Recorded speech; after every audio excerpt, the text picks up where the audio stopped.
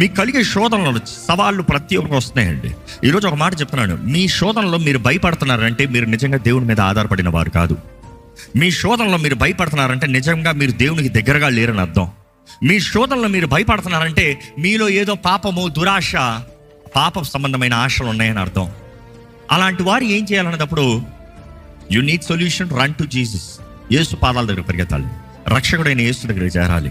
ఆయన పాదాలు పట్టుకుని ఆయన సన్నిధిలో కన్నీరుతో, ప్రభువా నన్ను క్షమించు, నా పాపాలను క్షమించు, నా తప్పులను క్షమించు, నేను చేసిన పిచ్చి పనులను క్షమించు, నా దురాశలను క్షమించు. అనేక సార్లు దేవుడు ఆయన బిడ్డలు అపవాది ద్వారంగా శోధించబడుతూ ఉంటే మౌనంగా ఉంటాడు. కారణం ఏంటి తెలుసా? It is because of your own free will. దేవుడు స్వతంత్రత ఇచ్చాడు, స్వేచ్ఛనిచ్చాడు.